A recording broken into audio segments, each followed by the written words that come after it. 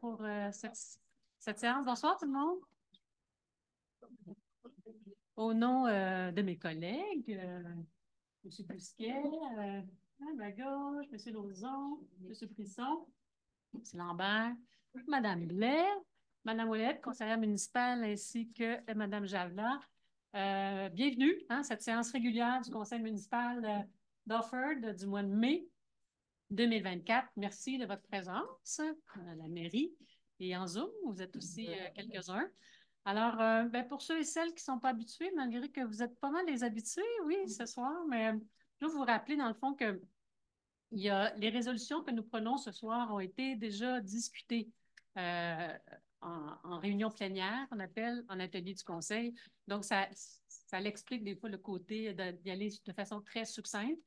Mais ce qui est important aussi beaucoup aussi pour vous, c'est les deux périodes de parole, d'intervention.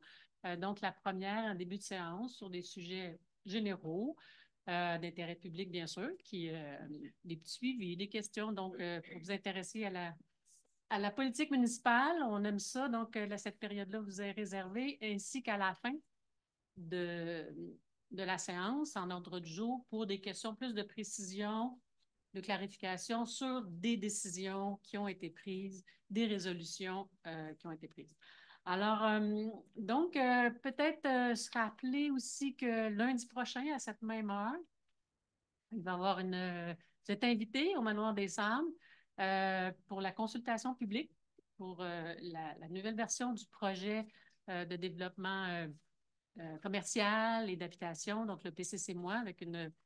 Donc, vous allez être consulté, le projet va vous être présenté, puis vraiment, vous pouvez déjà vous préparer. Sur le site Internet de la municipalité, il y a beaucoup d'informations, il y a le projet, il y a une petite vidéo sur tout le processus démocratique qui est associé à cette démarche-là. Donc, on vous invite en grand nombre, on vous invite à participer, à poser vos questions. Donc, que toutes les personnes intéressées, on vous attend lundi soir prochain, non pas ici, mais on a réservé le Manoir des Sables pour vous recevoir en grand nombre. Alors, sinon, vous êtes certainement aussi abonné à l'infolette. Donc, il y a une inauguration. On a un parc là, qui a été refait, peut être aménagé à nouveau avec quelques équipements de loisirs pour s'amuser et se garder en santé. Donc, vendredi, c'est le 17 mai prochain, le Parc des Montagnais. Venez nous voir. On va en profiter aussi pour s'amuser puis bouger ensemble. Alors, ça ferait le tour pour mon mot, ce qui m'amènerait à être en fait prête à recevoir une proposition pour l'adoption de l'ordre du jour. Oui, je suis prête. Pardon? Oui, je vais prendre une. Oui, merci. Madame Javela, vous avez une proposition à faire? Oui, je proposais d'approuver l'ordre du jour tel qu'il est présenté à l'écran en ce moment. Madame Lagraffière, vous avez une note? On retirait le point. Ah. En retirant le point 5.3? On adopte l'ordre du jour en retirant le point 5.3, puisqu'on n'avait pas reçu un document pour le conseil. Okay. Donc, c'est noté. Excuse. Alors, cette proposition modifiée, Mme Javela, vous êtes à l'aise? Je la prendrai. Oui. Ça nous amène à la. Parfait. Procès verbal du 2 avril. Alors, est-ce que chacun d'entre vous étiez présent? Il y a une personne qui va en faire la proposition? Oui, je propose d'approuver le procès verbal de la séance du 2 avril rédigé par la greffière. Merci, Mme Ouellet. On a des dépôts de documents. Donc, Mme la greffière, on vous écoute. En fait, il y a la situation budgétaire cumulative au 30 avril 2024, la liste des comptes à payer en date du 30 avril 2024, dépenses des fonctionnaires ou employés conformément au règlement numéro 947 d'avril 2024. Il y a le compte rendu de la consultation publique tenu le 2 avril 2024 concernant le règlement numéro 951-11, modifiant le règlement numéro 951 de zonage et lotissement concernant la réduction de la hauteur maximale des bâtiments principaux dans la zone C3 et les enseignes municipales. Il y a également le rapport financier 2023, consolidé et rapport des vérificateurs transmis en vertu de l'article 966.2 du Code municipal du Québec, conformément à l'article 176.1 du Code municipal du Québec. Et également le rapport sur le coût net de la collecte sélective de matières recyclables de Raymond Chabot Grant Thornton. Alors, lecture pas nécessairement passionnante, mais importante. Dans le fond, entre autres, le rapport financier qui va être présenté à la prochaine séance. Donc, si vous voulez déjà fouiller ça, vous êtes intéressé, ça sera rendu public dans les prochaines 48 heures. Merci, Mme la greffière. Alors, on y va avec la première résolution. Donc, j'invite M. Brisson à prendre la parole. Ah oui. C'est bon, hein? C'est tout écrit pareil, hein? Merci. C'est toujours. Alors, donc, on vous écoute. Si vous voulez lever la main, puis venir en avant. Merci. Oui, alors un remerciement pour le papier. On essaie d'être un conseil sans papier, de répondre aux besoins. Alors, on vous invite à l'avant, Mme Moreau. Oui. Un peu haut. Merci. Oui, ajusté. Madame Moreau. Moi, je me questionne sur une chose. D'après l'infolette qu'on a reçue sur le projet intégré, Oui. vous mentionnez qu'on peut envoyer nos commentaires entre le 3 et le 13. Maintenant, la consultation publique a lieu le 13. Moi, si je suis une personne qui veut envoyer des commentaires bien éclairés suite à l'information du 13, je trouve que vous devriez donner une période après le 13 pour qu'on puisse vous envoyer nos commentaires par la suite, parce que là, l'échange d'idées, elle se fait à ce moment-là. Je trouve qu'avant le 13, on n'est pas assez informé. Ben, c'est une bonne intervention. Je ne sais pas Si vous légalement voulez laisser jusqu'au 23, ce serait peut-être idéal. Mais si c'est possible de le faire. Ce serait plus démocratique aussi. Merci. Oui. Oui, allez, Mme Mazou. Je peux me permettre, Mme Moreau, le projet tel qu'il est présenté, c'est celui qui va être offert en consultation publique. C'est pas, il n'y a pas vraiment de modification à ce projet-là. Donc, je vous invite à faire vos commentaires d'ici le 13. Et le 13 mai, vous pouvez également venir en faire. Bien, ce que je voulais signifier, dans le fond, c'est que toute l'information n'est pas nécessairement là. Je me dis, il me semble, le 13, une consultation publique, ça sert à donner toute l'information, puis à partager, puis à écouter les commentaires des autres personnes. Je me dis, il me semble que c'est ça l'ensemble qu'on a besoin pour être bien informé. On va considérer On va considérer le délai pour être. Merci. Bonsoir, Jean-François Vinette, ARCDL. RCDL, bonsoir. Bonsoir. Je veux simplement, j'ai remarqué que vous aviez émis un nouveau petit fascicule pour le lavage des embarcations, combiné avec le panneau indicateur à la descente publique. Donc, je vous félicite. Ça permet de resserrer les mailles, de prévenir l'introduction de la diffusion des espèces exotiques envahissantes. Et aussi notre code d'éthique est sur le petit feuillet. Ah oui, hein? Ça aussi, je pense, c'est très apprécié. Comme ça, encore une diffusion qui va être un peu plus systématique de notre code d'éthique qui a beaucoup d'éléments de sécurité nautique aussi là-dedans. Merci, M. Vinet. Effectivement, une étape de plus pour la prévention des espèces exotiques envahissantes, le lavage des embarcations. Merci aussi pour votre implication. Alors, on transmet les remerciements qu'il nous doit. OK, je vois que les grands, on leur coupe la tête.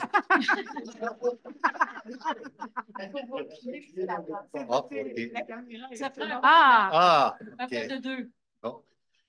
Bonsoir. Bonsoir, Salaire. J'ai 3 petits points, ça va être assez rapide. Moi, j'habite, Yves Valère, oui. J'habite au Lac-à-la-Truite, la rue de l'Épervière. Mes voisins, il y a beaucoup de gens, pas seulement au Lac-à-la-Truite, qui sont assez âgés, qui ont beaucoup de besoins de main-d'œuvre, qui cherchent des gens à tout faire. Et c'est simplement une question que je pose, puis peut-être avoir une orientation vers qui se diriger. Comment on pourrait créer une coopérative de gens à tout faire pour avoir des ressources qui répondraient à ces besoins? Il y a beaucoup de gens âgés qui sont seuls aussi, et puis qui ont soit la pelouse, soit réparer une galerie, soit... Enfin, il y a plein de besoins. Et c'est quelque chose que je ne sais pas si la municipalité peut répondre un peu ou orienter, ou enfin, je nomme la chose. Deuxième point, mon intervention demande un oui ou un non. Y a-t-il une intention de relocaliser le parc à chiens sur un autre terrain que le parc Catchpa? Est-ce qu'on peut avoir une réponse Ah oui oui, ou non? allez-y pour votre troisième, je vais vous répondre en... Ah, après? Ouais. Bon, le troisième point, ben, il y a plus de 5 ans, j'assistais aux réunions et puis on nous avait présenté des plans pour la construction de la maison communautaire. Il y avait eu des études, il y avait des plans, c'était prometteur. Et puis, il y a eu des débats pour sauvegarder un patrimoine d'hier, alors qu'on voudrait construire un patrimoine pour demain. Bon, 6, 7 ans après, on se demande oui, quand est-ce que va se faire la première pelletée de terre. Et ma question, c'est quoi ou qui retarde ce projet? Qu'est-ce qui se passe avec ça? OK. C'est ma question. OK. La première, il existe une coopérative de solidarité et de services à domicile de la MRC de Memphremagog. Ah. Alors, je l'ai devant moi, là, je me souviens d'avoir déjà rencontré ces jeunes-là aussi, mais donc, ça existe. C'est important, donc je ne connais pas leur situation actuellement, mais c'est quelque chose qui existe dans la MRC. Est-ce que l'infolettre pourrait donner cette information-là? On prend note. Parce que si j'en parle, c'est que je ne sais pas. Oui, tout à fait. Ça va nous faire, c'est noté. Effectivement, Ouais. ça peut être Merci. bien. Puis je pense que c'est important de. Ça existe. On sait quand même qu'il y a des enjeux de main-d'œuvre hein, partout. Même, je me souviens qu'à la coopérative, ils ne sont pas exempts de ça. Mais assurément, c'est une belle gang qui travaille pour. Donc, on va prendre note pour informer. La question du parc ici à Chien, de parc, on sait que c'est prévu comme legs que ce terrain-là a une vocation de sport, de loisirs. Donc, c'est dans les cartons. Je pense qu'effectivement, on va, aussitôt qu'il y aura un développement d'infrastructures, de sport, ça va être considéré et pourra à ce moment-là continuer à trouver une solution, un terrain pour répondre aux besoins de la communauté des propriétaires ici de chiens, donc dans le village qui est très populaire. Donc, oui. Permettez-moi d'ajouter, advenant que ça se produise, un déplacement, vous savez qu'on a perdu une équipe de filles parce que c'est trop loin au parc Le Montagnet.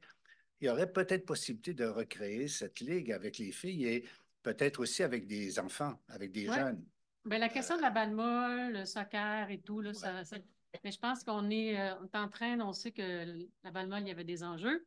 Mais on vous remercie en même temps pour le parc là-bas. Là. Oui. Donc, ça fait bien. De ce côté-là, effectivement, il y a des perspectives de changement quand les choses seront rendues là. D'accord. On ne va pas devant. Puis, ce que vous appelez la maison communautaire, le centre multifonctionnel, le centre communautaire, dans le fond, le retard a été, c'est vrai qu'il y a eu, lors du premier mandat, des difficultés là, à arriver, différents. Mais là, le conseil est très consensus, très unanime à livrer, peut-être pas d'avoir la clé avant les prochaines élections, mais assurément de faire une première pelletée de terre pour l'automne. Donc, avant que ça coûte plus cher. Avant que ça coûte plus cher. Alors, c'est vraiment une question, mais on n'a pas... donc, oui, on en a parlé encore dernièrement. L'implantation est en train de se finaliser. Il y avait des décisions importantes pour l'implantation. Donc, ça va être un magnifique projet qui va vous être présenté vraiment fin de l'été, début de l'automne. En tout cas, on a à voir, mais c'est parti. Sinon, on revient à l'automne. Merci. Sinon, oui, c'est ça. Merci de suivre les affaires d'intérêt. Donc, est-ce qu'il y a d'autres questions dans la salle? Oui?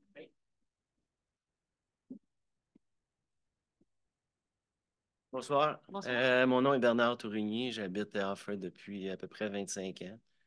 J'habite sur la rue des Parulines. Je vais faire ça court parce que ça touche pas beaucoup de gens. On est 5 maisons sur la rue des Parulines. C'est juste ici, on prend le chemin Baisse et puis dans le développement des Cèdres, là, la rue des Parulines. Et puis, il y a la rue des Villas à côté du tennis. Là. Il y a le tennis, la piscine, les résidents, c'est parfait. Ouais. Il y a la rue des Villas, il y a la rue des Citelles qui monte, des Jets bleus. Il y a même des merles aussi qui descendent, puis des Parulines qui est un L. Il y a peut-être 100 mètres qui est asphalté, qui appartient à la municipalité. À moi, je me trompe, vous me corrigerez. Puis après ça, vers la gauche, c'est un chemin en gravelle qui appartient au condo. Est-ce que c'est ce que les résidents des condos nous disent, en tout cas. Et puis, je viens parler de la réfection de cette rue-là. Quand on a fait, en fait, toutes les rues dans ce coin-là sont faites, sauf celle des Parulines. Puis, quand on a fait la rue des Villas, je me souviens d'être descendu, d'être allé voir les gens pour leur demander s'ils allaient faire des Parulines, puis ils me disaient non. Donc, on a communiqué avec la municipalité, puis on a dit non, c'est pas dans les prévisions, là, dans ce qui avait été prévu de 2016 à 2020. On était en 2019 à ce moment-là. Puis écoutez, tu sais, je me doutais bien que ça se ferait pas assez rapidement parce que la machinerie était toute là. J'imagine que ça aurait été moins onéreux de faire la rue à ce moment-là, mais je peux comprendre qu'il y avait les budgets qui étaient engagés et que c'était pas possible. Puis faire revenir toute la machinerie pour 100 mètres de rue, ben, je me doutais que ça serait long. Puis en effet, c'est long. Puis écoutez, on est en 2024, c'est toujours pas fait.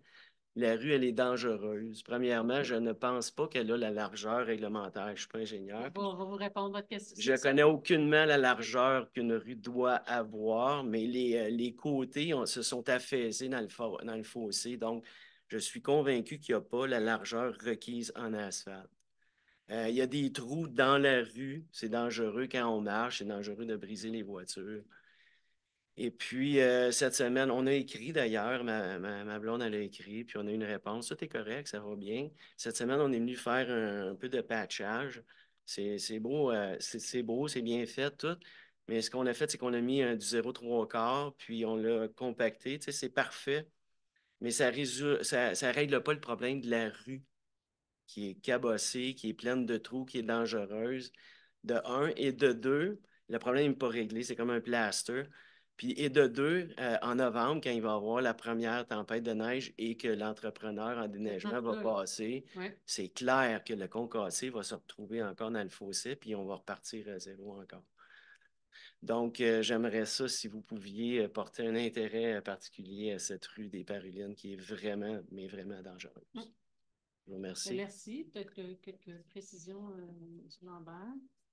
Pour au plan technique, là. Oui, écoutez, on connaît très bien l'état de la situation. Pour les gens en ligne, excusez ma voix qui déraille. Je vais essayer de l'économiser, donc je vais essayer d'être bref. Donc, on connaît très bien l'état de la situation. Vous aviez raison. Oui, ça a été rapporté. Un voisin nous l'a rapporté il y a peut-être 5 ans. Mais la problématique, c'est que la rue des Parulines, c'est une voie locale. Et la municipalité, elle a toujours dans son planning d'investir dans les voies artérielles et collectrices avant d'investir dans les voies locales, à moins qu'elles soient rendues dans un état de désuétude tel qu'elles ne permettent plus aux gens de circuler adéquatement. OK, donc oui, l'asphalte, je ne chercherai pas à vous convaincre, l'asphalte est en fin de vie depuis déjà très longtemps. Oui. Mais au quotidien, vous êtes encore capable de sortir de chez vous soir et matin, 12 mois par année, contrairement à certaines autres voies locales dans les zones rurales qui, elles, en période de dégel, peinent à être capables de sortir de chez eux. Donc, malheureusement, je suis obligé de vous rendre la réponse la même qu'il y a 5 ans, c'est-à-dire que encore aujourd'hui, malgré des investissements augmentés, on a encore des voies locales qui sont plus prioritaires que la rue des Parulines. Donc, ce soir, je suis obligé, M. Tourigny, de vous dire, de vous inviter encore à une patience. Et vous savez que les voies locales ne sont pas admissibles au programme d'aide financière. La municipalité va cogner aux portes pour les voies collectrices et artérielles. Et malgré tout, même si on claironne des programmes gouvernementaux, bien, quand arrive le temps de récolter les sommes, bien, il n'y a à peu près pas de sommes pour feu. Donc, les dernières années, on a fait chou blanc. Donc, ça ralentit un peu notre planification. Mais honnêtement, c'est l'information que je vais vous transmettre ce soir.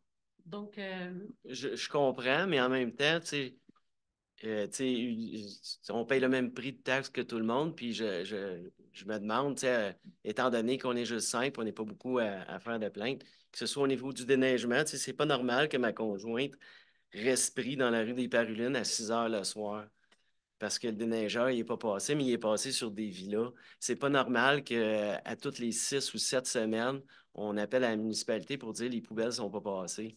Ça arrive 6-7 fois par année qu'ils ne passent pas. C'est arrivé 3 fois, 3 semaines consécutives, il y a à peu près un mois. 3 semaines qui n'est pas passé. Fait, on se sent comme un petit peu laissé de côté. Je comprends votre point, mais quand même, il reste que c'est... C'est sûr que le niveau de satisfaction pour la question d'entretien des rues, si on avait une exigence très élevée, on aurait un budget, ça nous prendrait l'augmentation des taxes. On gère ça. Hein. À chaque année, là, on essaie d'augmenter un peu, en même temps, pas trop, en même temps, d'investir là où c'est le plus important. On reste Donc, dans ce sens-là, il y a des priorités. Puis, tu sais, quand vous dites les interventions qui se font, là, c'est sur des dizaines de chemins par année, là, de réparer. La réfection, c'est des millions de dollars, c'est des autres investissements. La réparation, il faut vivre avec ça. Je veux dire, ça, c'est une chose. L'autre affaire, les poubelles, le déneigement, on a eu des problèmes, puis vous prenez pas ça personnel. Là. Non, mais c'est vrai, là, je prenais vraiment pas ça personnel parce que c'est presque généralisé dans les secteurs. On a eu des problèmes avec les entrepreneurs. On a travaillé là-dessus. Puis c'est ça la réalité. Fait qu'on compose avec cette réalité-là, puis c'est comme... puis c'est pas avec les plaintes, c'est pas les plus plaintifs qui vont avoir les chemins avant. Pas de même, ça marche. Il y a des critères objectifs, il y a des inspections d'ingénieurs, puis on y va de cette façon-là. Mais effectivement, ce qui est important, c'est que si c'est des trous, s'il y a vraiment des problèmes de carrossable, ben, à chaque printemps ou à chaque année, on a des plaintes dans le sens que communiquer avec vous. Pour le reste... Je vous remercie. Puis j'aurais aimé ça rester. Puis c'est impoli de quitter, mais non. Je viens d'avoir un courriel d'urgence. Vous n'avez pas, hein? Pas de souci. Mais ça, vous n'avez pas, hein? Non. Vous êtes dans un lieu libre, là. On n'est pas susceptible. Alors, donc, question? Oui? Ben, moi, je présentais. Allez-vous? Allez-y. Alors, c'est mon première fois, alors j'ai préparé quelque chose à lire. Parce que mon nom, c'est Benjamin Strauss et j'habite sur Alfred Desrochers. Oui. Alors, je suis citoyen d'Alfred depuis 1 an et demi et je suis en train de construire une ferme maraîchère biologique pour compléter un gîte touristique fermentable. Mais les inspecteurs me traitent comme je suis une entreprise de pétrole qui pollue notre planète. Parlez plus fort un peu. Pardon? Si vous voulez parler un peu plus fort. OK, pardon. Je viens de Montréal, d'un milieu d'affaires, et je suis nouveau dans ce monde. J'ai essayé de suivre toutes les étapes nécessaires pour m'assurer que les travaux sont conformes à les réglementations. J'ai déposé toutes les autorisations et tous les permis nécessaires et je demandais d'avis de la municipalité sur la manière de procéder et les avis qui sont souvent ignorés, retardés ou refusés sans raison. Je suis ici sur le conseil de M. Jacques Lauzon, mon conseiller. Comme je l'ai jamais assisté à un conseil auparavant, je ne sais pas trop comment de me préparer, mais je vais donc essayer d'être bref et j'accepterai des questions plus tard. Alors, l'année dernière, j'ai demandé le conseil de M. Lauzon parce que je trouvais que les inspecteurs municipaux me traitaient injuste et abusivement et abusaient leurs autorités et de plus, ils m'agressaient verbalement. J'avais reçu une forte amende, bien que j'ai essayé de m'y conformer. L'inspectrice me criait dessus sans raison chaque fois que je lui parlais et à plusieurs reprises, j'ai dû la demander de se calmer et je ne savais pas quoi faire d'autre. M. Lauzon m'a conseillé de suivre la procédure appropriée et déposer une plainte la prochaine fois que ça reproduisait. Alors, je vais simplifier l'histoire parce que pour gagner le temps, mais il y a en effet beaucoup de détails importants qui sont cruciaux pour résoudre mes problèmes avec les inspecteurs. Alors, quelques mois après que j'ai parlé avec M. Lauzon, j'ai surpris que l'inspectrice, en train de mentir et d'imposer des règlements qui n'existaient pas, en demandant l'approbation de faire des entretiens. il y a une ponceau bouché, pardon, une ponceau, une culvère, qui croise une lit d'écoulement qui est protégée par le MRC sur ma propriété, qui cause des inondations et qui doivent être débloquées. Lorsque j'ai questionné sur les règlements qu'elle citait, qui me bloquaient de faire les entretiens, elle m'a envoyé au règlement de le ministère de l'Environnement qui ne mentionnait pas qu'est-ce qu'elle m'imposait.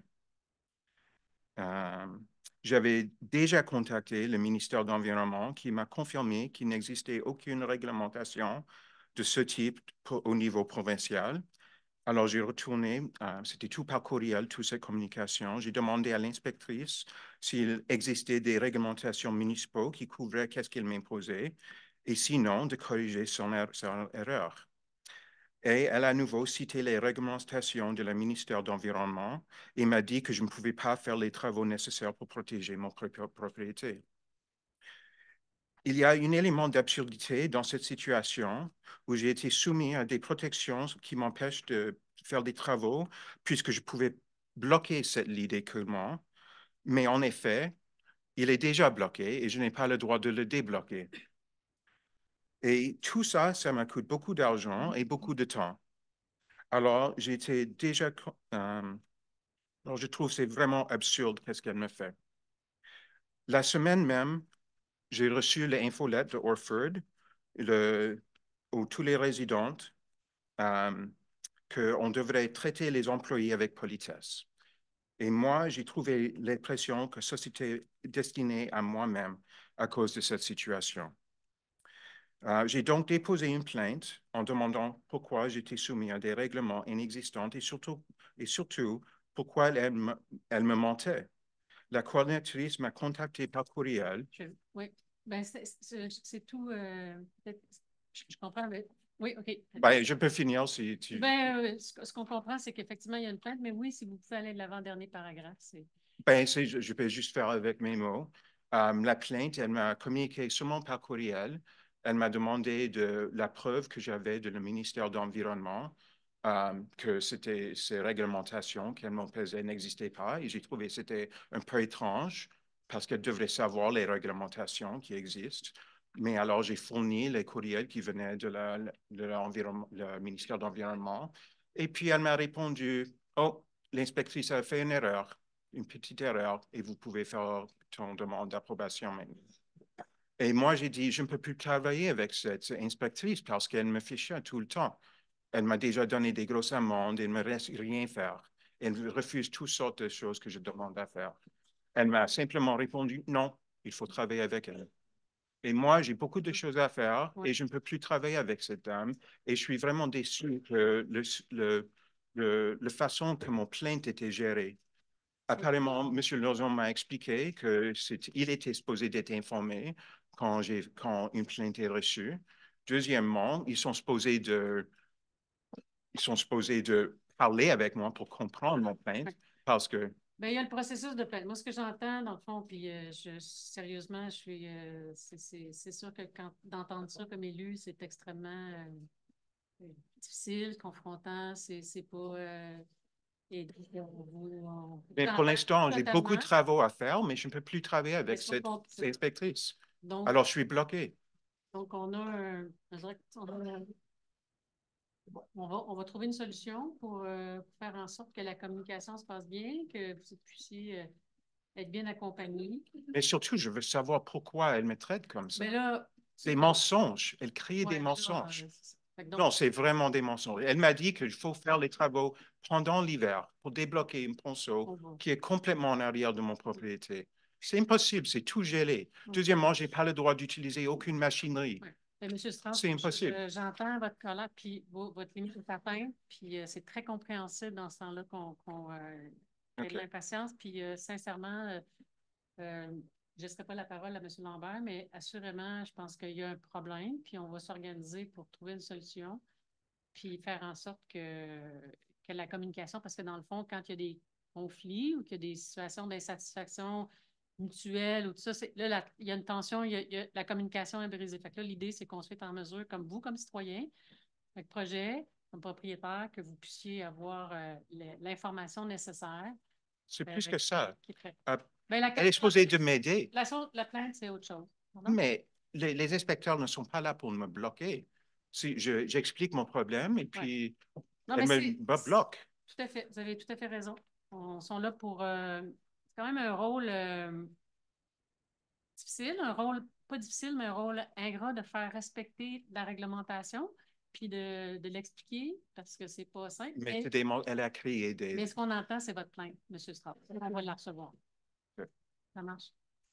Sincèrement. On va vous assurer... Alors, c'est quoi mes prochaines étapes? Un suivi. Ben, on va se parler. Dans le fond, M. Lambert, on va... Laissez pas la parole parce qu'il y a un problème de voix. Peut-être que de parler, ça peut m'aider. Donc, M. Strauss, votre dossier est sur mon bureau. J'ai demandé à ce que le dossier me soit remis dans son entièreté. Évidemment, M. Lauzon, vous avez partagé les difficultés que vous avez eues dans le traitement de votre dossier. Donc, le dossier est chez moi depuis déjà plusieurs journées, je vous dirais pas loin de 2 semaines. Donc, c'est l'humble serviteur ici qui n'a pas pu traiter l'analyse de votre dossier, mais là, vous n'avez pas d'autre étape à faire. La balle est dans notre camp et il y a un retour qui va être fait. Là. Je ne veux pas prendre d'engagement sur une journée précise, là, mais il y a un retour qui va être fait de l'administration à votre égard. Vous allez avoir un suivi de fait, là, je vous le confirme. Merci. Alors, hein, on est ici pour parler des problèmes. Amenez-en dans le sens que d'autres choses. Non, mais c'est vrai, c'est ça, l'administration ici. On est là pour... Donc, est-ce qu'il y a d'autres situations qui veulent être partagées, d'autres questions? Sinon, on regardera à distance par Zoom. Est-ce qu'il y a des mains levées? Non. OK. Alors, donc, allons-y. S'il y en a qui veulent quitter, j'en ai vu pas. Il n'y a pas de problème. Je pense que le temps est précieux. Alors, nous sommes rendus au point 3. Donc, je vais prendre une proposition. J'invite M. Brisson à prendre la parole. Nous étions là. Alors, cette fois-ci, on y est pour vrai. Alors, 2 propositions, 2.3 et 2.4 se ressemblent. Alors, 2.3, la nomination d'une mairesse suppléante à compter du 7 juin 2024 jusqu'au 2 novembre 2025.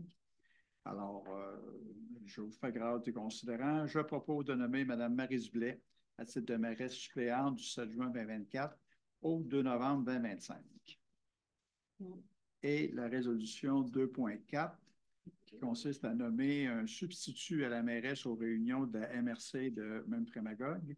Alors, je propose de nommer Mme Maryse Blais, conseillère, substitut de la mairesse selon les termes de la loi sur l'organisation territoriale municipale du 7 juin 2024 au 2 novembre 2025. Merci. Passons au 2.5. Oui. Nomination d'une représentante de la municipalité sur le conseil d'administration d'Action Memphrey-Ouest. Donc, considérant que la municipalité désire désigner une représentante au conseil d'administration d'Action Memphrey-Ouest pour favoriser une bonne collaboration avec cet organisme, je propose que le conseil désigne Mme Marie Boivin, mairesse, comme représentante de la municipalité au conseil d'administration d'Action Memphrey-Ouest et de faire parvenir la présente résolution à l'organisme Action Memphrey-Ouest. Voilà. Merci. Oui, c'est ça. C'est une petite nuance de plus pour représenter la municipalité à l'Assemblée générale. Je ne serai pas nécessairement membre du conseil d'administration. Je n'ai pas été élue au conseil d'administration. Alors, merci. Ça nous amène à la prochaine résolution avec M. Lauzon. Oui, merci. Alors, bonsoir tout le monde. Il s'agit d'embaucher à nouveau un ouvrier d'entretien de la voirie. On avait adopté un peu plus tôt, là, il y a 2 conseils, je pense, 2 employés en mai? Oui. En avril. Alors, en avril. Et ces personnes-là se sont pas présentées au travail, en fait, après les avoir engagés. Alors, on a quelques problèmes de cette nature, comme d'autres ailleurs. Alors, on doit réembaucher quelqu'un. Le processus a été réenclenché et nous avons fait donc un appel de candidature, analysé les candidatures reçues. les recommandations positives de la conseillère en ressources humaines, la conseillère principale en ressources humaines, qui est maintenant une des cadres de la municipalité. Alors, je propose de ratifier l'embauche de M. Benoît Bernier, qui est rentré ces derniers jours, à titre d'ouvrier à l'entretien de la voirie, des parcs et de l'éco-centre selon la classe F échelon 2, conformément à la convention collective. L'entrée de M. Benoît est à compter du 18 avril, rétroactive. Bienvenue, M. Bernier. Merci, M. Lauzon. On a une embauche officielle à faire avec Mme Blais. Oui, ça concerne l'embauche d'un préposé à l'éco-centre pour un poste saisonnier qui serait pour la période du 4 mai au 2 novembre prochain. Considérant les recommandations positives de la conseillère en ressources humaines, je propose d'engager M. Vélimir Zelovic à titre de préposé à l'éco-centre classe A échelon 1, conformément à la convention collective de travail qui est en vigueur entre la municipalité et le syndicat, et de confirmer la date du 4 mai comme étant la date d'entrée en fonction de cet employé. Bienvenue, M. Zelovic. Merci, Mme Blais. Nous avons la nomination de deux citoyens des comités consultatifs. D'abord, j'invite Mme Ouellette à le faire pour le comité dont elle préside. Oui, alors j'en profite, dans le fond, c'est pour le comité consultatif du développement du cœur villageois. J'en profite pour dire un petit mot. La mission du CCCV, c'est de formuler des recommandations au conseil en matière de développement au cœur villageois. Et c'est une façon d'assurer une participation citoyenne à la définition des orientations et à la réalisation d'actions au cœur villageois, actions qui s'en viennent, n'est-ce pas? On les attend. Je voulais saluer l'implication des membres bénévoles sortants. Merci pour votre temps. Merci aussi à ceux qui poursuivent leur implication et bienvenue aux nouveaux membres que je vais nommer. Alors, je propose de nommer les citoyens suivants au comité consultatif: M. Philippe Pichette, M. Jean-François Morissette, M. Daniel Oligny, M. Raphaël Santamaria, Mme Lisanne Michaud-Véraud et M. Pierre Lacroix. Merci, Mme Ouellette. Alors, ça nous amène donc, on fera un petit peu pour le comité consultatif de protection des lacs. M. Bousquet, vous avez une proposition à nous soumettre? Certainement, madame. Oui, effectivement, on a il en appelle le CCPL, Comité consultatif de protection des lacs. Comme vous savez, il y a beaucoup de lacs à Orford, on est choyé, mais puis il y a beaucoup d'associations qui veulent s'impliquer, qu'on veut les aider, puis on a formé un comité. Puis à ce effet, il y a des personnes qui siègent sur le comité. Je vais nommer les personnes qui vont siéger ainsi que leurs substituts, soit pour la protection du lac Brompton, M. Jean Nadeau, avec comme substitut M. Yves Lausière. Au niveau de protection du lac Écluse, M. Morissette comme représentant et comme substitut M. Jean Forget. À l'Association des riverains de la Chaîne des Lacs, M. Jean-François Vinet, ici présent, comme représentant et substitut M. Yves Boucher. Protection du lac à la truite, M. Robert Salois comme représentant et M. Robert Saint-Pierre comme substitut. Au niveau du propriétaire du lac Beaufort, M. Normand Dumont comme représentant et comme substitut, M. Charles Farrar, excusez-moi. Au niveau de l'association Nautisme Pêche Protection du lac Beaufort, M. Gilles Blais comme représentant et M. Sylvain Laporte comme substitut. Et enfin, comme l'association du propriétaire du lac des Français, Mme Suzanne Garon comme représentante et Mme Anne-Sophie Florentin comme substitut. Et ça complète. Mais oui, tout à fait. Donc, c'est des mandats de 2 ans, donc jusqu'à la fin du présent mandat. Merci les citoyens qui s'impliquent bénévolement dans ces comités. Merci, M. Bousquet, Mme Ouellette. Ça nous amène à la prochaine nomination avec Mme Javela, qui préside le comité de transition écologique. Oui, merci beaucoup. Et puis, M. Bousquet, je pense que vous avez oublié Mme Emmanuelle Paris.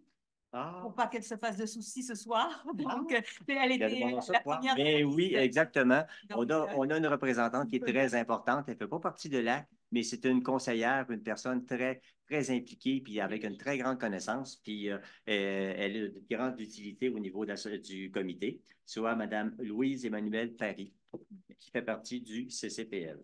Merci, Mme Javela. Oui, donc je continue pour le comité de transition écologique en tant que présidente.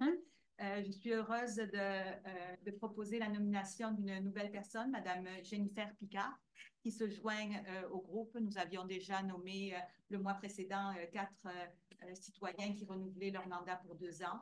Et Mme Picard était intéressée à se joindre à nous, donc une très bonne nouvelle. Bienvenue. Voilà. Puis je peux continuer sur ma lancée si vous voulez. Donc ça, c'est le comité d'embellissement. Là aussi, je suis heureuse d'accueillir une nouvelle citoyenne, Mme Diane Fortier, qui va se joindre au comité, qui a déjà 4 autres citoyennes. Voilà. Merci. Vous savez, c'est ça, c'est un peu notre façon à nous dans l'exercice démocratique de favoriser la participation, d'entendre les gens dans les opinions, de pouvoir influencer les décisions au conseil. C'est pas beaucoup, mais c'est important. Donc, merci beaucoup aux présidences et puis on va continuer nos travaux pour les prochains mois.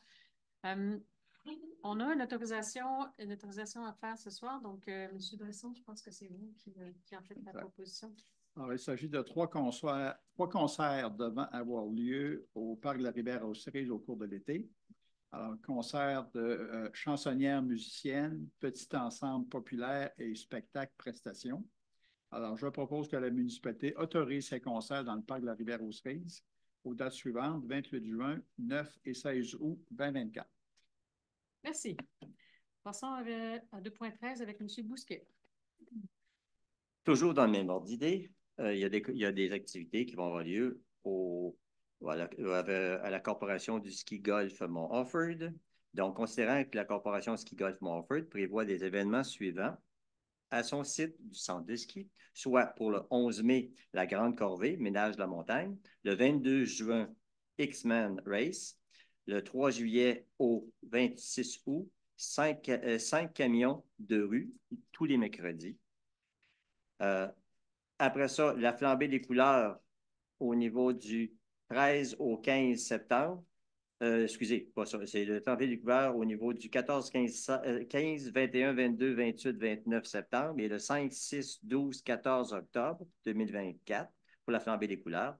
Puis en terminant, du 13 au 15 septembre, Festival de la bière La Grande Coulée à Offord. Merci. Alors, j'invite Mme Blais à présenter le prochain point. Oui, c'est un point un peu moins festif.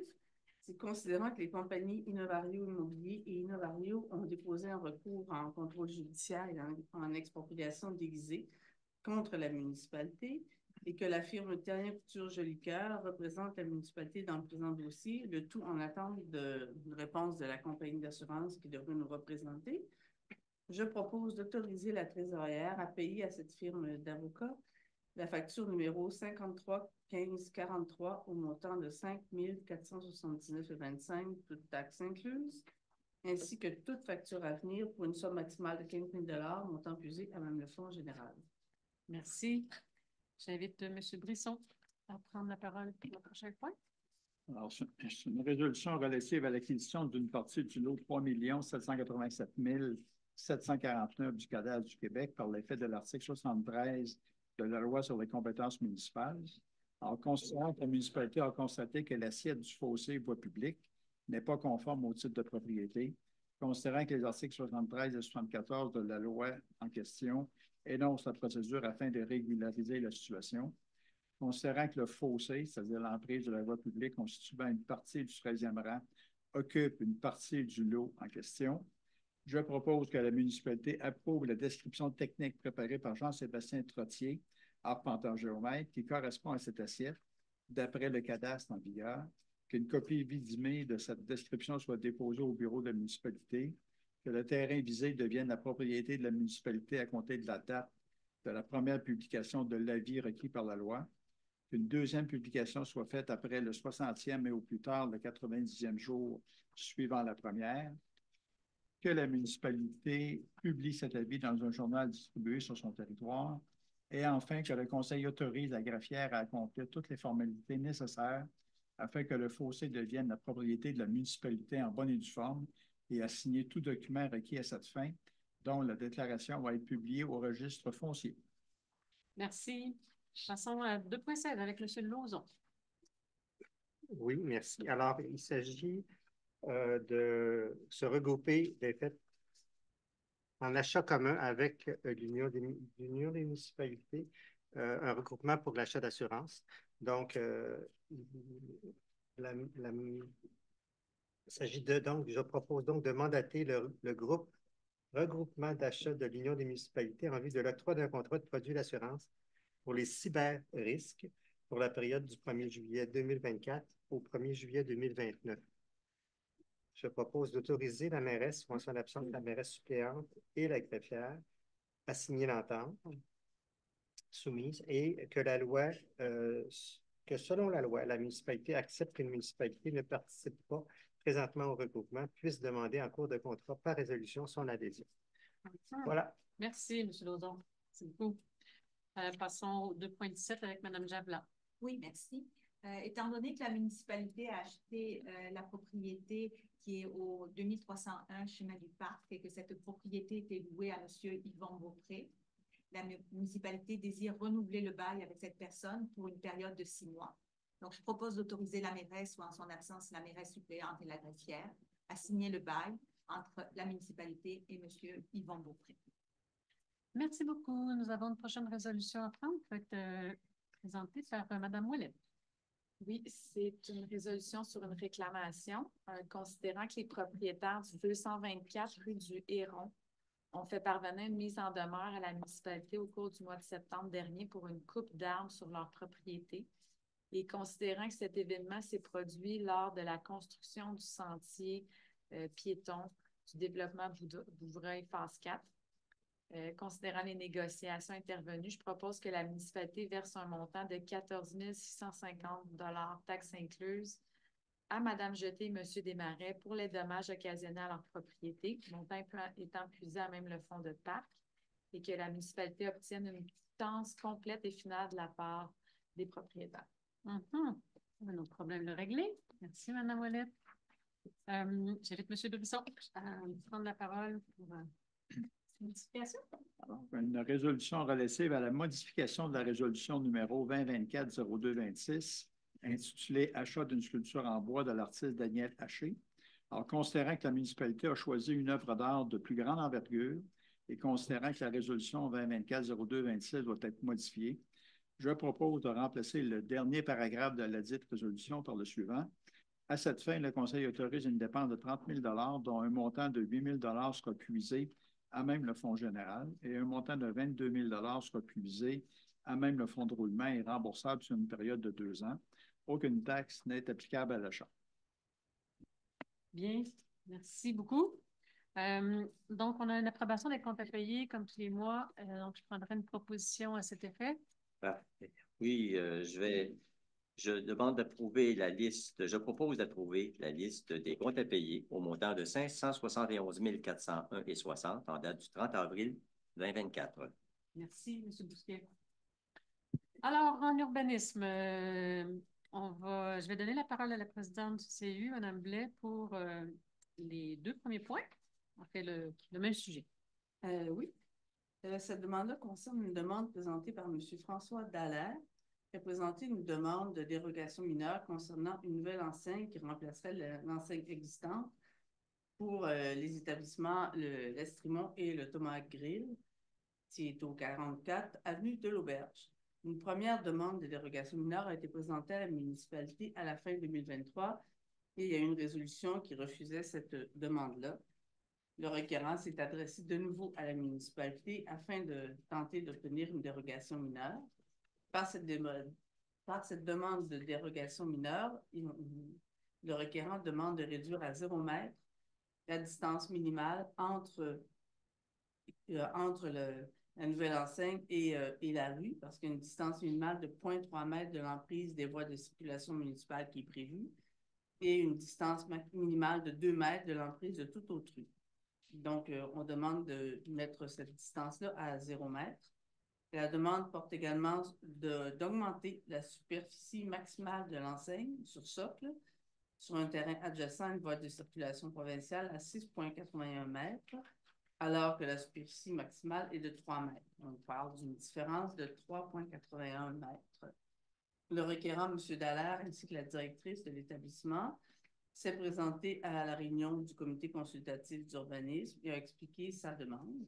Les principaux arguments présentés reposent principalement sur la visibilité de l'enseigne, notamment en raison de la végétation existante, de la topographie du terrain. Je pensais qu'on avait un petit visuel. On n'a pas de petit visuel. Oui, oui, oui. OK, un visuel arrive. Et la largeur de l'emprise de la route 141. L'enseigne actuelle que l'on voit présentement possède une superficie de 5,8 mètres carrés, alors que l'enseigne projetée, on parle d'une superficie de 6,8 mètres carrés, soit une différence d'environ 1 mètre carré. Considérant l'évolution et l'occupation dans le secteur, qui a changé au cours des années, parce qu'on a maintenant plusieurs propriétés contiguës, considérant que la largeur de l'emprise de l'avenue de l'Auberge, la largeur élevée du terre-plein, qu'on a vu quelques minutes tantôt, à proximité de la rue et les objectifs de mobilité active, merci beaucoup, va pas trop loin, sur le territoire, et notamment afin d'assurer une interconnexion par les différents milieux de vie, un déplacement actif et des sentiers sécuritaires. Considérant que les terrains commerciaux, le terrain de l'Estremont et le Tomahawk Grill possèdent un frontage de plus de 200 mètres sur le chemin du parc, que l'on voit d'ailleurs sur la photo, dont une partie de celui-ci est très peu boisée. Il y a eu un envoi de lettres qui a été fait aux propriétaires voisins et aucun commentaire n'a été transmis à la municipalité. Le comité d'urbanisme estime que le requérant n'a pas su démontrer en quoi l'application de la réglementation cause un préjudice sérieux aux établissements concernés, puisqu'il est possible d'installer une enseigne sur le terrain des établissements commerciaux sans affecter négativement la visibilité. Et la raison, ce qui en découle, que les arguments présentés par le requérant n'ont pas permis de démontrer un préjudice sérieux. Le comité consultatif recommande donc au Conseil de refuser la présente demande de dérogation mineure. Pour ce qui est de la superficie excédentaire de l'enseigne, le comité estime qu'il y a lieu, dans un premier temps, de connaître et d'analyser le scénario d'implantation alternative. Donc, nous sommes en période de consultation publique. Je ne sais pas s'il y a des commentaires, soit dans la salle ou en Zoom. Commentaire, M. Binet? Oui, un commentaire.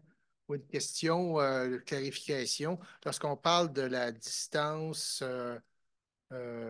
minimale à partir de la chaussée, là, ce que je comprends, c'est qu'on ne veut pas que l'enseigne soit trop... On veut que l'enseigne soit dégagée de la voie carrossable, c'est ça? Oui, mais la demande de dérogation mineure... C'était pour l'arrêter ici. L'image qu'on a vue, c'est qu'elle était dans la voie carrossable. Elle était dans la chaussée. Donc, mon commentaire, c'est que c'est dangereux pour la circulation. Autrement dit, ça peut faire un obstacle si c'est trop près de la voie carrossable. Oui, c'est ce qui a été considéré, en effet. Donc, en note de votre présentation. Oui, M. Dallaire? Alors, François Dallaire, propriétaire de l'Estremont. Bonsoir. Bonsoir. Juste pour préciser, je n'ai pas demandé de changer de place l'enseigne, ni de la rapprocher de la route. À ma connaissance, ça fait 38 ans que l'enseigne est là. Je n'ai pas demandé de la grossir non plus. Là, je comprends que le plan était peut-être un peu plus gros, mais... 1 mètre carré. 1 mètre carré de plus. Ça fait 38 ans que l'enseigne est là. Si vous regardez n'importe où sur le terrain, vous me direz où vous mettez l'enseigne qui ne me porte pas préjudice parce qu'on ne la verra pas en venant de l'autoroute. Vous voyez les petits arbres, là? Ils n'ont pas de feuilles encore, là? Mais ils vont bloquer complètement s'il y a une enseigne avec le dégagement que ça prend. Il n'y aura aucune façon de la voir du bon côté que la clientèle arrive. Oui, ça va nous causer préjudice. Je vais refaire mes démonstrations, puis je vais refaire une nouvelle demande. Puis, j'aimerais ça savoir comment ça se passe une consultation publique, parce que je l'ai appris à soir qu'il y avait une consultation publique là-dessus. Comment ça se passe? Il y a eu un avis public qui a été donné. Peut-être Mme Lagrottière pourrait me donner la date précise. Normalement, ça doit faire à peu près 2 semaines que l'avis public a été donné. Puis, ça finit quand? Ce soir. Ça finit ce soir. OK, merci.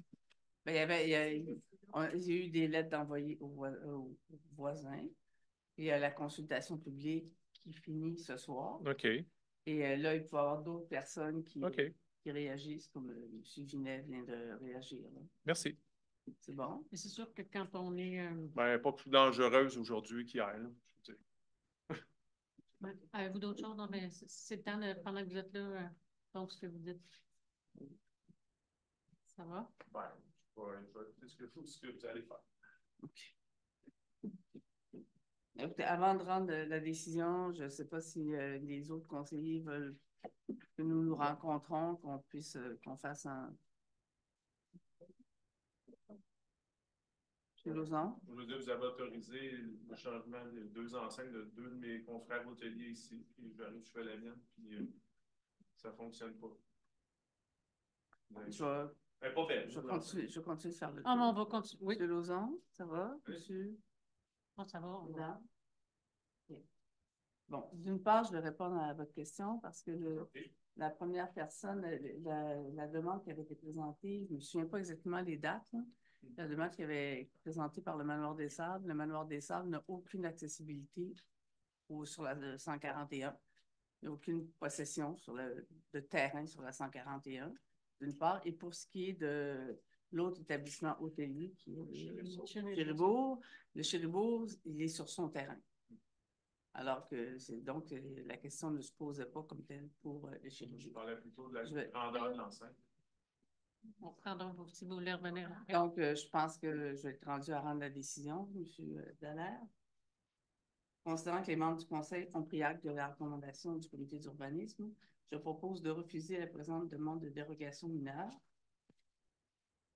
C'est qui était demandé de réduire de permettre d'installer l'enseigne à la même place qu'elle était antérieurement, donc de réduire à 0 mètre la distance avec l'enseigne par rapport à l'emprise de riz et d'augmenter la superficie maximale de l'enseigne sur socle de 6,8 mètres avec une différence de 3,81 mètres avec la réglementation. Je vais faire parvenir la résolution à M. François Dallaire. Je vais continuer avec le PIA. Oui, tout à fait. Est-ce que du PIA, pour cette même demande-là, il y avait une demande? Oui, excuse-moi, c'était juste une clarification. Aujourd'hui, cette enseigne peut rester, si rien n'est changé, l'enseigne resterait là. C'est bien ça, la compréhension? Bien, l'enseigne qui est là actuellement, elle va rester là. C'est ça, mais peut-être que... Non, c'est pour une nouvelle demande. Je comprends. Et sa demande de dérogation mineure était pour faire une nouvelle enseigne. Je comprends. Et cette nouvelle enseigne-là, cette demande-là est refusée. La demande ne vise pas l'enseigne qui est là présentement. Non, mais pour répondre à monsieur, cette enseigne, ce que j'ai entendu, vous avez dit, cette enseigne-là est là depuis 38 ans, elle pourrait continuer à rester là si on n'y touchait pas. Ça, je n'ai pas jusqu'à dire ça. Ah, OK. Excuse-moi, j'avais posé la question. OK, je me sais. On visait la demande de dérogation mineure qui était faite pour une nouvelle enseigne. Oui. Bon. Continuons pour le PIA. Pour ce même dossier-là, cette même enseigne-là, on a demandé également, on fait une demande de PIA parce que, étant dans le cœur villageois, la demande devait être soumise au PIA. Il y avait également une demande qui avait été faite pour une deuxième enseigne, qui était le projet d'enseigne posé à plat sur on voit l'enseigne qui est proposée par le Strimont, l'enseigne sur ça. Et il y a également une enseigne qu'on voit présentement sur un des murs là, de l'hôtel, qui était une enseigne posée à plat, qui était demandée également au niveau d'un PIA. Donc, le règlement exige que ces enseignes-là s'harmonisent avec le bâtiment principal et les propriétés et le secteur environnant. Notamment, on doit regarder les couleurs de l'enseigne sur ça. Elle s'inspire des couleurs du bâtiment principal, comme vous avez pu voir rapidement.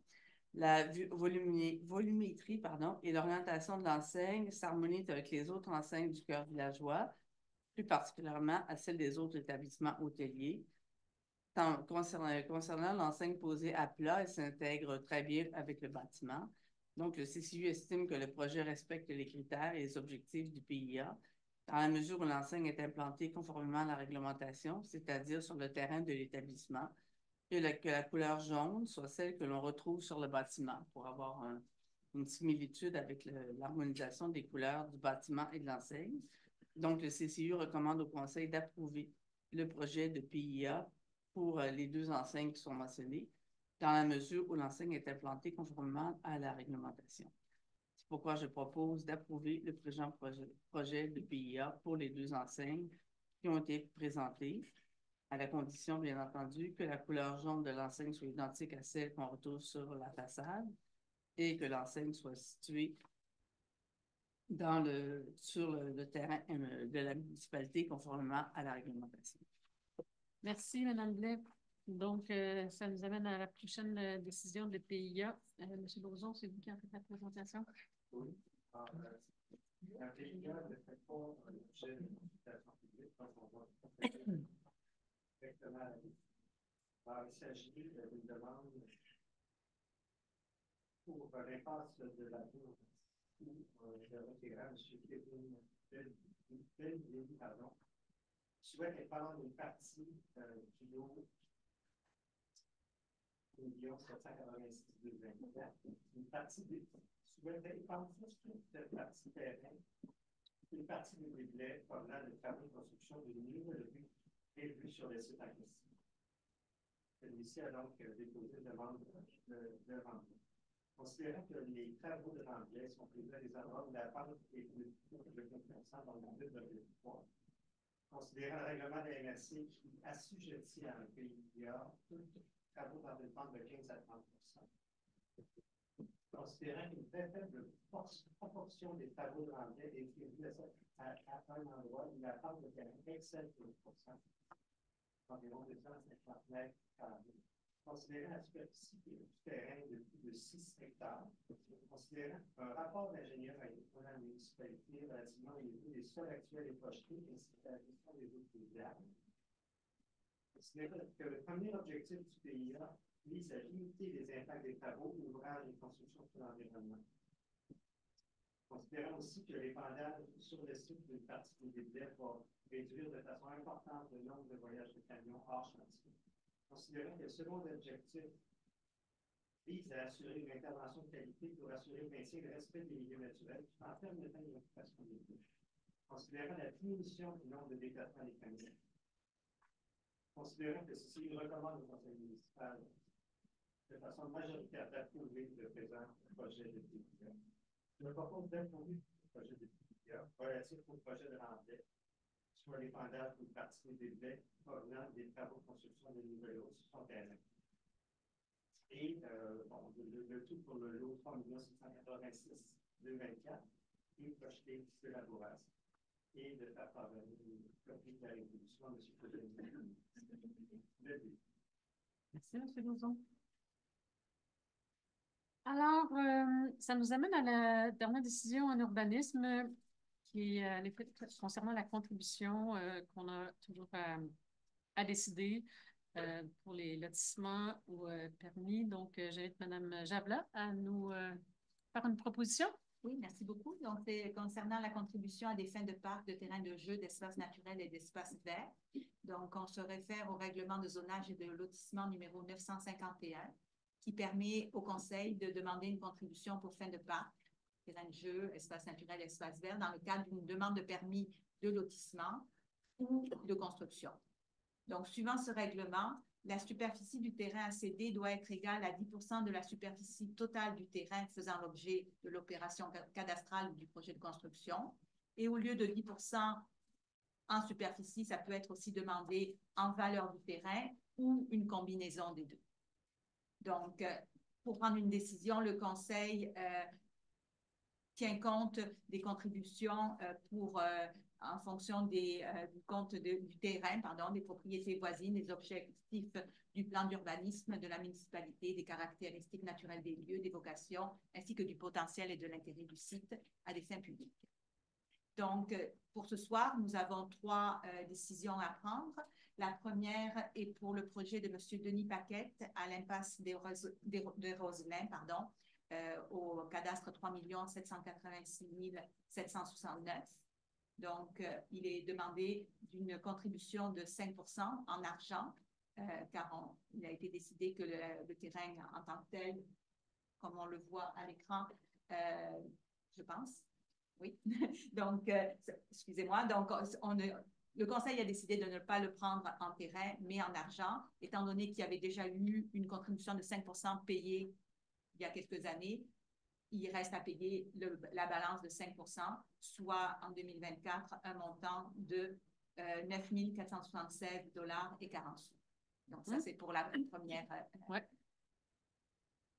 premier lot. Le deuxième lot est situé sur la rue des Chanterelles de Mme Sylvie Legault, au cadastre 3 577 473. Même chose, c'est une contribution de 5 qui est demandée puisque le 5 avait déjà été payé, soit une valeur en 2024 de 5 175 $ et 45 sous, comme on le voit à l'écran. Et finalement, le dernier est la propriété de M. Régent Baudette. Ça concerne, sur la route 220, ça concerne 3 lots.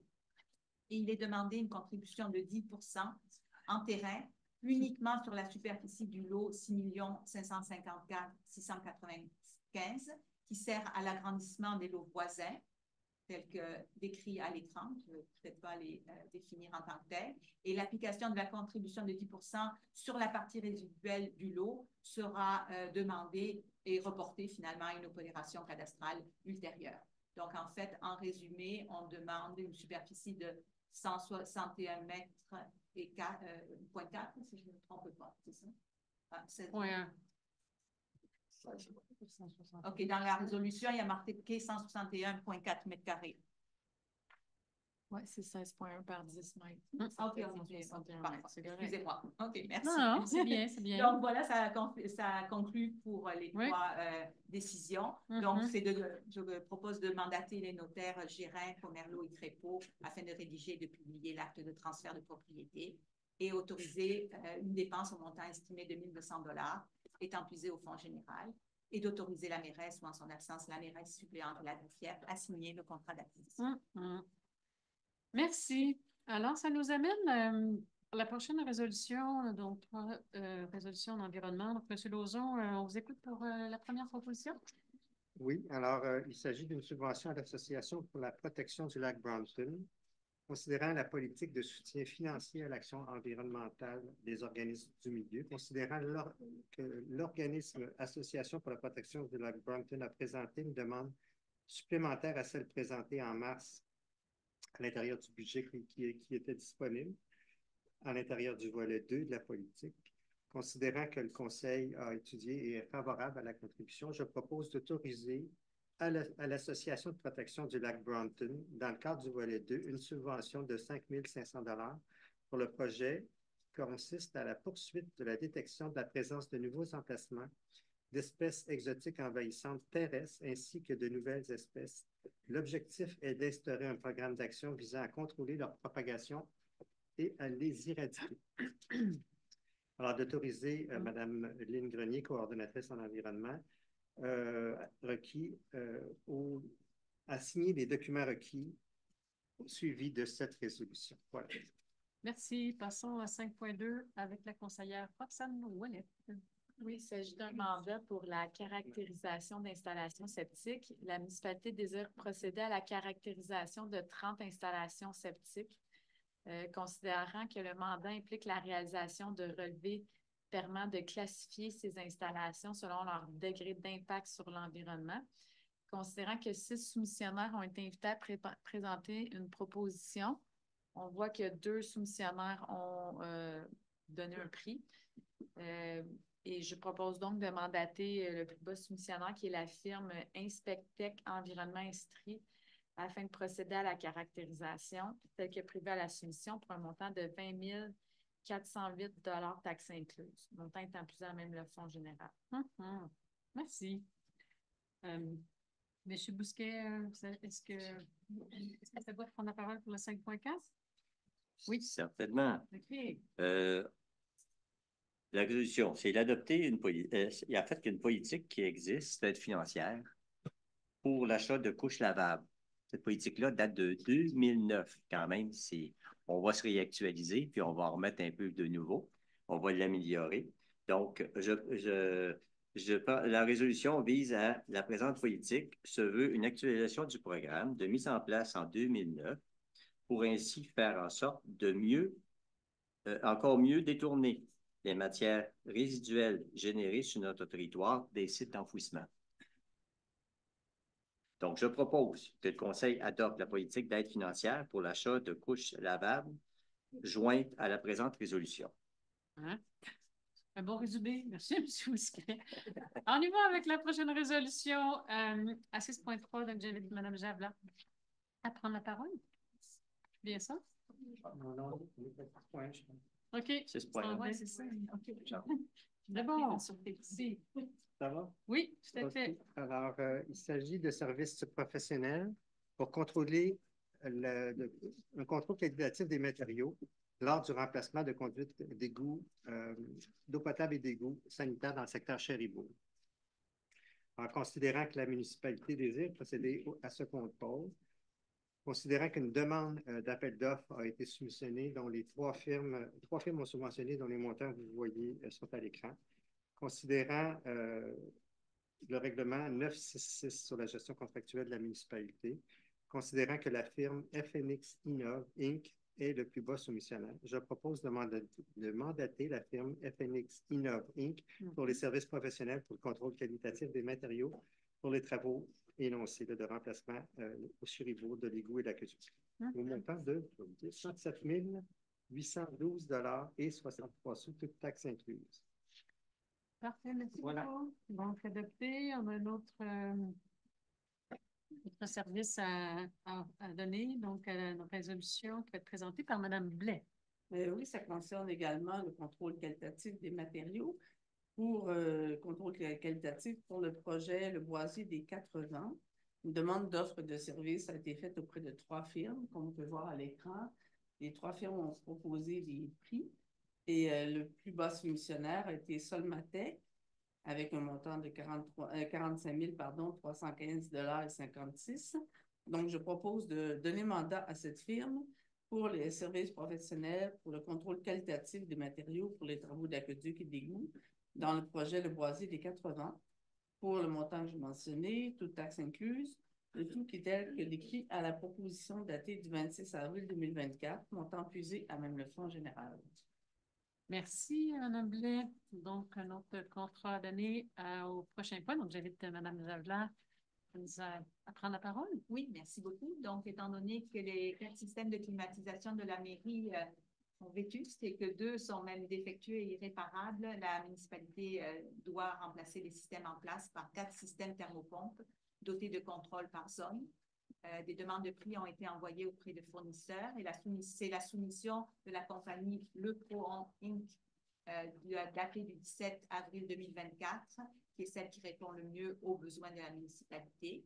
Donc, en suivant le règlement numéro 966 sur la gestion contractuelle de la municipalité, je propose de mandater la compagnie Le Pro-On Inc. afin qu'elle procède au remplacement des systèmes en place, donc tel que décrit, pour un montant de 124 058 $ et dessous, toutes taxes incluses, et d'autoriser un montant de 5 000 $, toutes taxes incluses, afin de procéder au paiement des travaux d'électricité. Les 10 montants sont puisés à même le fonds de roulement remboursable sur une période de 5 ans. Merci. Un autre problème qui n'a pas été réglé avec ce contrat. Allons-y avec l'achat des pierres concassées, donc une résolution à prendre, et c'est Mme Ouellette qui nous en fait la proposition. Oui, achat de pierres concassées pour la recharge de chemin dans le secteur de la place Fraser, considérant que la municipalité désire procéder au rechargement de ces chemins et que la municipalité désire faire un projet pilote dans ce secteur en utilisant une pierre qui est plus dure afin d'améliorer la surface de roulement, considérant les recherches effectuées auprès des carrières sablières du secteur et que les matériaux proposés ont une dureté supérieure aux autres carrières du secteur. Je propose d'acquérir et de faire livrer par la compagnie Excavation Air Toulouse et Fils 3 770 tonnes de pierres concassées afin d'effectuer le rechargement des chemins dans le secteur de la place Fraser pour un montant de 123 534 $ taxes incluses. Le montant étant puisé à même la réserve financière dédiée à la voirie locale. Un beau challenge des travaux publics. Merci, Mme Ouellette. Effectivement, ça va être à suivre. Alors, passons à la prochaine résolution avec M. Brisson. Alors, c'est une résolution qui vise à donner un coup de peinture à la maison située au 2304 Chemin du Parc. communément appelée la Petite Maison-Blanche. Alors, considérant que la municipalité se doit de procéder au nettoyage et à la peinture de la Maison-Blanche située au 2304 Chemin du Parc et considérant que 3 demandes de prix ont été effectuées et qu'une seule soumission a été déposée, je propose donc de mandater la compagnie Peinture JL afin de procéder au nettoyage et à la peinture de la Maison-Blanche sur 2304 Chemin du Parc, le tout tel que décrit dans la soumission numéro 3038 datée du 10 avril 2024. Et à cette fin, le Conseil autorise une dépense de 6 668,55 $, toute taxe incluse, montant étant puisé à même le Fonds général. Ça va faire des heureux. Merci, M. Brisson. En tout cas, une heureuse. Alors, on y va avec une autorisation à 6,6. Donc, M. Bousquet, à l'écoute. Oui, la résolution vise à autoriser autorisation de donner au directeur général de procéder au rechargement granulaire des pistes cyclables qui en ont bien besoin. Donc la résolution est d'autoriser le directeur général à dépenser un montant de 75 000 $, toute taxe incluse, pour procéder au rechargement granulaire des pistes cyclables qui se détaillent comme suit, soit 45 000 $ en matériaux granulaires et 30 000 $ en location de machinerie. Voilà. Yep, merci. Alors, prochaine résolution, formation des pompiers. Monsieur Lauzon? Alors, on a toujours une recherche de maintien de compétences et ça revient régulièrement en considérant que les pompiers doivent suivre une formation en maintien de compétences, comme je viens de le dire, considérant l'offre de service de la compagnie Formation ProMédic. Je propose de mandater la compagnie Formation ProMédic pour la formation des pompiers de la municipalité en maintien de compétences selon le programme du maintien de compétences 2024 du ministère de la Santé et des Services sociaux. À cette fin, le Conseil autorise une dépense de 4 139 $ et dissout toute taxe incluse, à même le Fonds général. Oui. Voilà. Merci. Bien, ça nous amène à un avis de motion et adoption de projet de règlement. J'invite Mme Blais à prendre la parole. Oui, ça concerne le projet de règlement 836-2 qui a pour but d'abroger le règlement 836 qui établissait un programme de subvention pour l'achat de couches de coton, comme on l'a vu antérieurement lors de la présentation, je pense, par M. Lauzon, en tout cas 5.4, je ne sais pas c'est qui. M. Bousquet, pardon. On a adopté une nouvelle politique concernant justement l'achat de couches de coton. Donc, je donne avis que lors d'une prochaine séance, le Conseil prévoit adopter le règlement 836-2 qui a pour but d'abroger le règlement 836. Et continuant sur la même lancée, l'adoption du projet de règlement, donc, étant donné qu'il y a un avis de motion que je viens de donner à l'instant même et qu'il y a un nouveau programme qui est adopté ce soir, je propose d'adopter le projet de règlement 836-2. Merci. Ça nous amène à l'adoption de 2 règlements. Donc, j'invite M. Brisson à présenter le projet. Alors, l'adoption du règlement numéro 881-2 qui modifie le règlement 881 concernant le mesurage et le vidange des fosses septiques et abrogeant le règlement 839, l'article 16. Alors, essentiellement, la municipalité désire préciser le dégagement des capuchons, des couvercles et autres éléments fermant l'ouverture d'une fosse septique, considérant qu'un avis de motion a préalablement été donné par moi-même lors de la séance du 2 avril dernier, considérant qu'un projet de règlement a été déposé lors de la même séance le 2 avril. Alors, la modification apportée au règlement 881 à son article 16 plus précisément concerne l'ajout d'un paragraphe qui mentionne ceci. Le dégagement de chaque couvercle de fosse doit respecter les paramètres suivants. Avoir un dégagement vertical au-dessus du demi-diamètre du couvercle d'un minimum de 1,2 m mesuré à partir de ce couvercle et avoir un dégagement horizontal de 15 cm entre le sol et le pourtour du couvercle. C'est clair.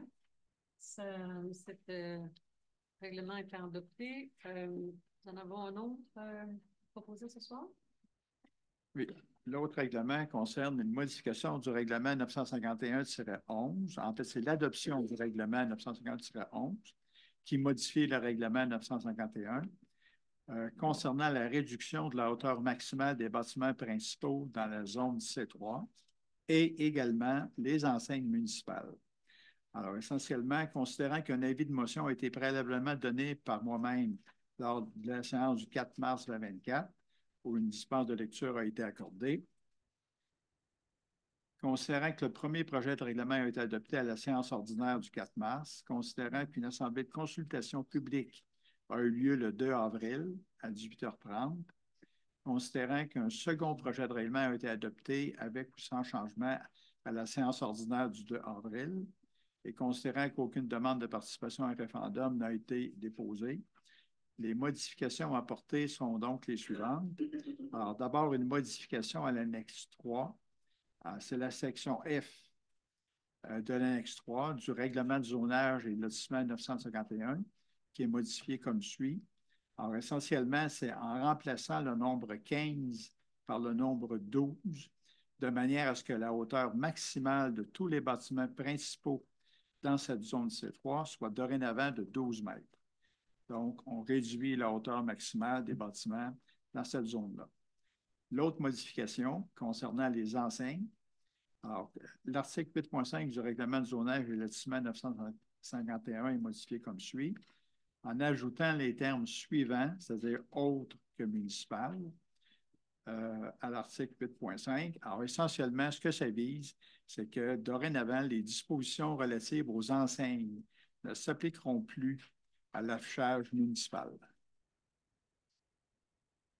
Merci. Donc, vous avez aussi, lors de la dernière séance, présenté plus en détail le projet de règlement, donc il est adopté ce soir. Ça boucle une autre boucle. Merci beaucoup, chers collègues. Ça nous amène à la période de questions pour les objets qui ont été traités à l'ordre du jour. Donc, on vous invite à venir à l'avant et on vous écoute. Mon intervention va être très, très simple. C'est juste au niveau procédural, dans le fond. Tantôt, quand il était question de la pancarte de l'Estrimont, je pense que vous avez offert la parole aux citoyens, mais il y en a qui ont posé des questions sur Teams. C'est ce qu'on me signalait.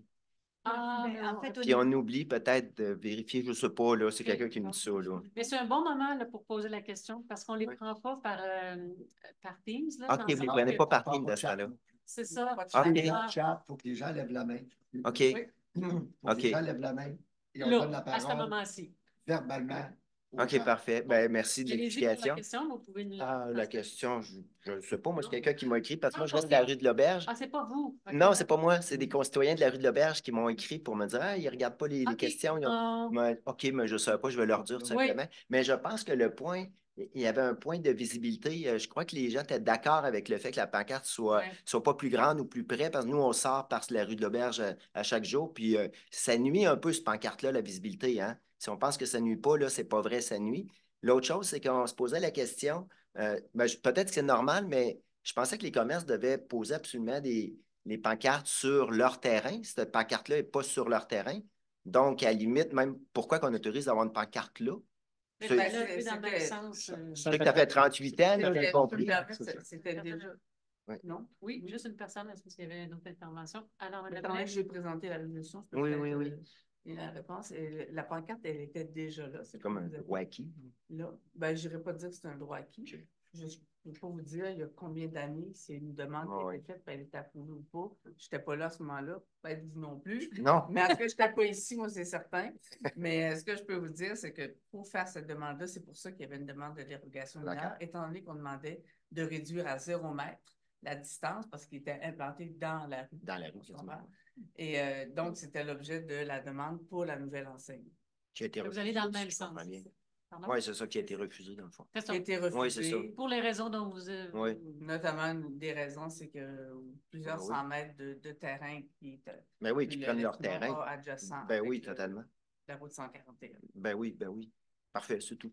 Merci. Parfait, merci, M. Lacroix. Puis si je peux me permettre, dans le fond, suite à cette intervention-là, peut-être que dans le fond, on peut rappeler en début de conseil ou avant des consultations publiques que pour ceux en ligne, il faut comme lever la main virtuelle parce qu'on ne prendra pas dans le chat. Je me dis juste que ça peut être Une façon ben, c'est une petite main là, jaune là, qu'on lève là, pour dire qu'on veut parler. C'est ça. Dans le fond, c'est là, on ne vérifie pas le chat, mais quand il y a des mains virtuelles levées, ça, on les prend. Parfait. Fait que c'est juste, dans le fond, nous aussi, on pourrait le rappeler. Ça fait longtemps qu'on ne l'a pas renommé, donc je fais juste ça. Ça, c'est particulier pour les consultations publiques ou dans tous les cas? Dans tous les cas. Donc, pour poser la question, puis c'est pas Teams, c'est Facebook, c'est YouTube.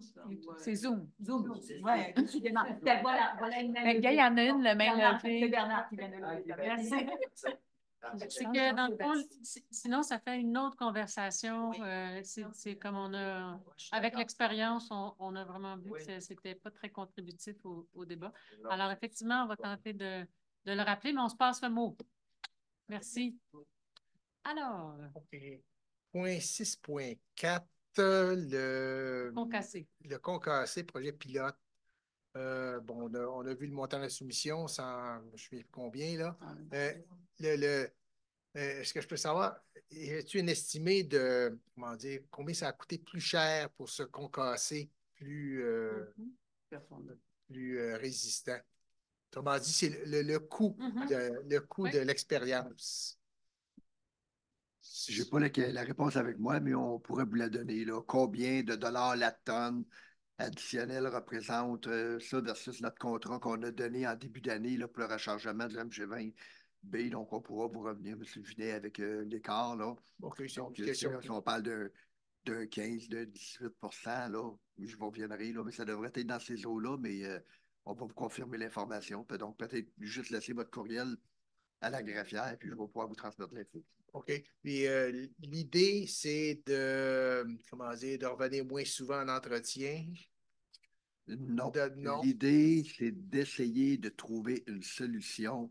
On répare les chemins, mais malgré tout, au printemps, on a toujours des commentaires négatifs, que la surface, malgré les réparations, demeure un peu limoneuse, si je peux dire ainsi, là, en surface. Donc, la surface est un peu molle. La pierre a tendance peut-être un peu à s'effriter. Ça représente davantage de fines. Les fines retiennent l'eau, ça fait la surface glissante un peu vaseuse qu'on a. Donc, on cherche des solutions pour pallier cette problématique-là. Donc, on essaie une pierre plus dure en se disant peut-être que l'effet d'effritement va être ralenti. Et à ce moment-là, on devrait avoir une meilleure surface au printemps. OK. C'est un essai concept. OK. 6.1, 6.2. Deux contrats de deux expertises, j'ai compris qui sont pas mal semblables. Pourquoi avoir... est-ce qu'on aurait pu donner un seul contrat ou s'il y a une raison technique, attendu que c'est deux secteurs de construction, il faut avoir deux contrats d'expertise séparés? Premièrement, on ne demande pas nécessairement les mêmes choses dans les deux contrats. Ah, OK. Et deuxièmement, ce ne sont pas les mêmes payeurs. Donc, ça n'a peut-être pas été spécifié, mais dans le contrat du Chéribourg, c'est la municipalité qui paie. Dans le contrat du Boisé des 80, c'est le promoteur qui doit rembourser à la municipalité. Okay. Donc là, quand on arrive avec un seul contrat, les extras, ça devient encore. Parfait. On aime mieux diviser les choses par clarté. Parfait. Merci, M. Vinet. Oui. Bonjour, François Gravel, rang 13. L'article 2.15, il y a acquisition d'une partie d'un lot pour des fossés dans le rang 13. Dans quel point? Parce que la façon que c'est arpenté, moi, je suis un des rares qui est arpenté sur le rang, puis mes bornes sont dans le milieu du fossé. OK. Dans quel coin qu'il y aura du terrain à acquérir pour mettre les fossés conformes? Parce que à un moment donné, tout le rang, il n'est pas conforme. C'est pas nouveau là. Les fossés ne sont pas conformes de bout à l'autre. C'est pas s'ils réparent une portion ou vont tout réparer ou ça fait partie de la portion qui va être faite en 2025 ou... C'est une bonne question. C'est ça, M. Lambert? Bonne question. On donne la parole ou pas? Avec votre voix de dernier comme ça. Oui. Ma voix d'animateur de radio, oui. Écoutez, le 13e rang, effectivement, c'est un chemin de l'eau originaire avec des emprises à l'époque de 40 pieds. On sait très bien que les chemins aujourd'hui excèdent souvent ces emprises-là, mais Dans l'exemple qu'on régularise, il y a un propriétaire qui nous a demandé de régulariser la situation d'empiètement sur sa propriété. Donc, il y a des dispositions qui existent dans la loi sur les compétences municipales, qu'on fait faire une description, qu'on publie des avis, qu'on enclenche la procédure prévue par la loi. Et à ce moment-là, on se fait déclarer propriétaire de cet espace-là. Donc, c'est à la demande du propriétaire qui, lui, voulait avoir un titre de propriété clair. Donc, il voulait tes affaires chez vous, mes affaires chez nous. Donc, cette portion de terrain-là va appartenir à la ville. Parce que je prends comme exemple, moi, chez nous, les bornes sont dans le milieu du fossé. Fait qu'on peut penser que lui, il n'était pas arpenté, il n'était pas borné. Oui, oui, il était borné. Pour ça qu'il savait que le fossé était chez lui aussi. Mais lui, il demande que le fossé qui empiète de 2 mètres chez lui, que la ville en prenne possession puis que son terrain soit 2 mètres plus court. Ah, OK. Bon. Donc, c'est à sa demande que la municipalité a enclenché le processus. OK. Puis pour 2.6, 2.7, j'espère que ça allait être plus chanceux avec vos nouveaux employés qu'avec les autres. C'est rare pareil, des gens qui sont engagés, puis... Oui, c'est pour ça que là, la stratégie, ça a été vraiment, aussitôt qu'il y a eu l'embauche, les engager tout de suite, même si c'est Il faudrait retourner au temps des esclaves, les enchaîner tout de suite. On essaie d'avoir d'autres stratégies, mais... Merci beaucoup pour vos... Merci pour votre solidarité, mais je pense qu'effectivement, on a une bonne responsable en ressources humaines. Puis avec M. Lambert, des stratégies qui permettent de certaines rétentions. Alors, je ne sais pas si il y a d'autres, il n'y a pas de questions à l'extérieur. Alors, bien, je prendrais une proposition pour lever l'Assemblée. Oui, je propose de lever l'Assemblée. Merci, Mme Javelas. Bonne soirée. Bonne fin de soirée. Merci de votre présence. Et à lundi prochain.